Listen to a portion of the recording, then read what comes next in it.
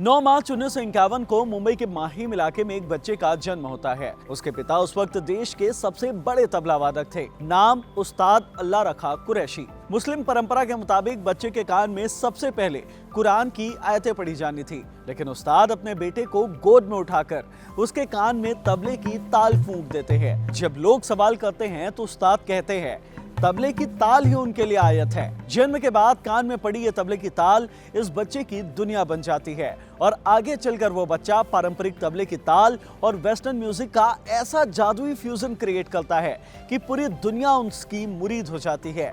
उसका जादू ऐसा था कि लोग उसके शो के लिए लाखों रुपए की टिकट खरीदने को भी तैयार रहते थे, लेकिन वो बच्चा उस 5 रुपए को कभी नहीं भूल पाता है जो 12 साल की उम्र में उसके पहले लाइव कॉन्सर्ट में उसे मिले थे। वो बच्चा कोई और नहीं थे, वो थे दुनिया के सर्वश्रेष्ठ तबला वादक उस्ताद जाकिर हुसैन, जिन्होंने 15 दिसंबर की रात इस दुनिया को हमेशा हमेशा के लिए अलविदा कह दिया। उस्ताद जाकिर हुसैन की उम्र 73 साल थी। उन्हें इडियोपैथिक पल्मोनरी फाइब्रोसिस नाम की एक बीमारी थी, जिसमें फेफड़े के टिश्यू डैमेज हो जाते हैं, जिससे खून में सही मात्रा में ऑक्सीजन नहीं पहुंच पाता, जिसके चलते धीरे धीरे शरीर के बाकी ऑर्गन भी काम करना बंद कर देते हैं। 2 हफ्ते से जाकिर अमेरिका के सैन फ्रांसिस्को के एक हॉस्पिटल में इसी बीमारी का इलाज करवा रहे थे। इस वीडियो में हम बात करेंगे कि आखिर कैसे उस्ताद अल्लाह रखा का बेटा अपनी मेहनत और लगन से अपने पिता से भी आगे निकल गया और पिता के साथ साथ अपने और अपनी कला के दम पर पूरे देश का नाम रोशन किया। नमस्कार, मैं हिमांशु हूं और आप देख रहे हैं खबरगांव। जाकिर के पिता अल्लाह रखा कुरैशी 20वीं सदी के सबसे विख्यात तबला वादक थे। वो पंजाब घराने से ताल्लुक रखते थे। वो पंडित रविशंकर और उस्ताद अली अकबर खान के साथ परफॉर्म किया करते थे। आगे चलकर जाकिर भी इनके साथ शो करने लगे। अल्लाह रखा माहिम मस्जिद के पीछे एक छोटे से कमरे के घर पे रहा करते थे।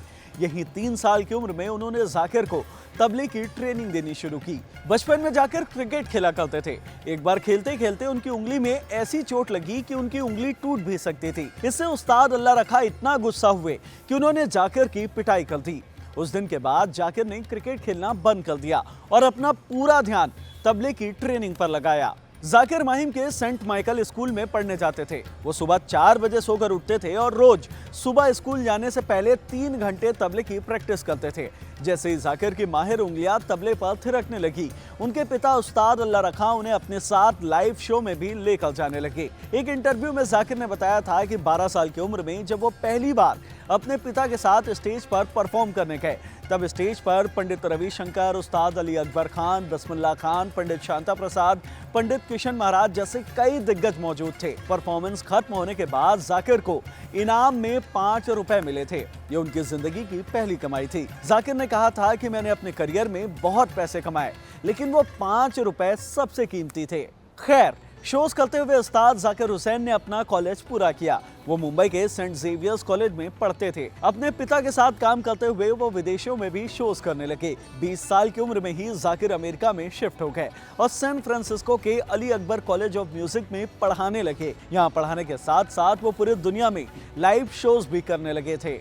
अपने पिता और अपने हुनर के कारण उन्हें छोटी उम्र में अच्छा एक्सपोजर मिला। महज 12 साल की उम्र में ही वो बड़े गुलाम अली, आमिर खां, ओंकार नाथ ठाकुर के साथ तबला बजा रहे थे। वहीं 16 साल की उम्र में वो रविशंकर और अली अकबर खां जैसे दिग्गजों के साथ जुगलबंदी कर रहे थे। उन्होंने बड़े गुलाम अली खान साहब से लेकर बिरजू महाराज तक और नीलाद्री कुमार से लेकर हरिहरन तक 4 पीढ़ियों के आर्टिस्ट के साथ काम किया। उस्ताद जाकिर को शास्त्रीय संगीत की तो महारत थी ही, लेकिन उन्होंने कंटेम्पररी वर्ल्ड म्यूजिक के साथ भी खूब प्रयोग किया, जिससे उन्हें इंटरनेशनल आर्टिस्ट के तौर पर पहचान मिली। मिकी हार्ट और जॉन मैक्लॉफिन जैसे आर्टिस्ट के साथ मिलकर उन्होंने अपना पहला बैंड शक्ति शुरू किया और 1973 में अपना पहला album living in the material world launch किया। उस्ताद जाकिर हुसैन ने दुनिया में पहली बार तबले के साथ फ्यूजन म्यूजिक तैयार किया था। वो तबले पर ऐसी ताल पैदा करते थे मानो कोई गाना गा रहा हो। उनके को क्रिएट किए एल्बम प्लेनेट ड्रम ने पूरी दुनिया में धूम मचा दी थी। उस वक्त इस एल्बम के 8 लाख रिकॉर्ड बिके थे। ये है जाकिर के उन 10 पॉपुलर एल्बम की लिस्ट जिन्होंने पूरी दुनिया में उनको पहचान दिलाई थी। उस्ताद जाकिर हुसैन ने म्यूजिक के अलावा फिल्मों और धारावाहिकों में भी काम किया। उन्होंने एक इंटरव्यू में बॉलीवुड फिल्मों में म्यूजिक देने की ख्वाहिशों के बारे में भी बात की थी। वो बहुत सी बॉलीवुड फिल्मों में म्यूजिक देना चाहते थे, लेकिन काम की व्यस्तता के चलते ऐसा नहीं हो सका। 1997 में आई साज फिल्म में जाकिर ने म्यूजिक दिया था। इसके अलावा 2002 में आई Mr and Mrs Iyer film में भी उन्होंने एक गाना गाया था। उस्ताद जाकिर हुसैन ने कई फिल्मों में भी काम किया। 1983 में आई एक British film heat and dust के साथ उन्होंने अपना डेब्यू किया। इस फिल्म में शशि कपूर ने भी काम किया था। लिटिल बुद्धा और साज में भी जाकिर ने एक्टिंग की थी। साज में उनके अपोजिट में शबाना आजमी ने काम किया था। जाकिर को मुगल आजम में सलीम के छोटे भाई का रोल निभाने का भी ऑफर मिला था, लेकिन जाकिर के पिता उस्ताद अल्लाह रखा खान ने उस वक्त फिल्म में काम करने से मना कर दिया था। वो चाहते थे कि उनका बेटा संगीत पर ही ध्यान दे। अमेरिका में रहने के दौरान उन्होंने कुछ अमेरिकी सीरियल्स में भी काम किया। उस्ताद जाकिर हुसैन ने समय के साथ साथ अपने म्यूजिक में नए नए एक्सपेरिमेंट किए। यही वजह रही कि उन्होंने अपने म्यूजिक की दुनिया का ऑस्कर कहे जाने वाले ग्रैमी अवार्ड को 5 बार जीता। उस्ताद जाकिर हुसैन को साल 1988 में सिर्फ 37 साल की उम्र में भारत सरकार ने पद्मश्री से नवाजा था। उस वक्त ये सम्मान पाने वाले वो सबसे कम उम्र के आर्टिस्ट थे। उनकी इस उपलब्धि से पंडित रविशंकर ने उन्हें उस्ताद की उपाधि दी थी। 1990 में उन्हें संगीत नाट्य अकादमी और इंडो अमेरिकन अवार्ड से भी नवाजा गया। 2002 में पद्मश्री के बाद भारत सरकार ने पद्म भूषण से सम्मानित किया। 2006 में उन्हें कालिदास सम्मान से नवाजा गया। 2009 में उनके एल्बम ग्लोबल ड्रम प्रोजेक्ट को ग्रैमी अवार्ड मिला। 2010 में उस्ताद अल्लाह रखा इंस्टीट्यूट ऑफ म्यूजिक ने जाकिर को पंजाब घराने के तबला वादन के सबसे बड़े गुरु होने की उपाधि दी। 2023 में उस्ताद जाकिर हुसैन को भारत सरकार ने देश के सबसे बड़े सम्मान पद्म विभूषण से नवाजा। 4 फरवरी 2024 को उन्होंने 5वां ग्रैमी अवार्ड जीता। अमेरिका में भी उस्ताद जाकिर हुसैन को खूब सम्मान मिला। 2016 में ओबामा सरकार ने व्हाइट हाउस में हुए ऑल स्टार ग्लोबल कॉन्सर्ट में उन्हें इनवाइट किया था। ये पहली बार था जब किसी इंडियन म्यूजिशियन को इस ग्लोबल कॉन्सर्ट के लिए आमंत्रित किया गया था। जाकिर को यूरोप में भी खूब पसंद किया जाता था। उनकी दीवानगी आप इस तरह नाप सकते हैं कि उनके निधन से पहले साल 2025 में उनके शोज के लिए पूरे डेट्स फुल हो चुके थे। उस्ताद जाकिर हुसैन की लव स्टोरी भी काफी सीक्रेट रही है। जब वो अमेरिका के कैलिफोर्निया में तबला और कथक की ट्रेनिंग ले रहे थे, तब वहाँ उनकी मुलाकात एक इटालियन अमेरिकन लड़की से हुई। नाम था एंटोनिया। ये 70 का दशक था। उस्ताद जाकिर हुसैन ने एक इंटरव्यू में इस बारे में बात की थी। उन्होंने बताया था कि एंटोनिया उन्हें शुरुआत से ही पसंद आ गई थी। दोनों के बीच धीरे धीरे करीबियां बढ़ी। कुछ सालों बाद वो उनकी मैनेजर भी बन गई।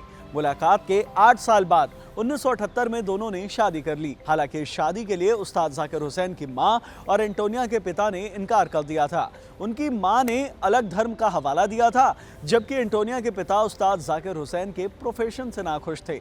एंटोनिया के पिता का मानना था कि जाकिर के पास इनकम का कोई प्रॉपर सोर्स नहीं है। घर वालों की नाराजगी के बीच दोनों ने बिना बताए शादी कर ली।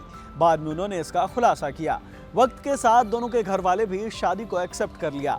उस्ताद जाकिर हुसैन और एंटोनिया की 2 बेटियां हैं, अनीसा कुरैशी और इजाबेला कुरैशी। आपने ध्यान दिया होगा, उस्ताद जाकिर हुसैन के पिता का नाम अल्लाह रखा कुरैशी था। उनकी बेटियों का नाम अनीसा कुरैशी और इजाबेला कुरैशी है, यानी सभी का सरनेम कुरैशी है। फिर जाकिर हुसैन कैसे हो गए?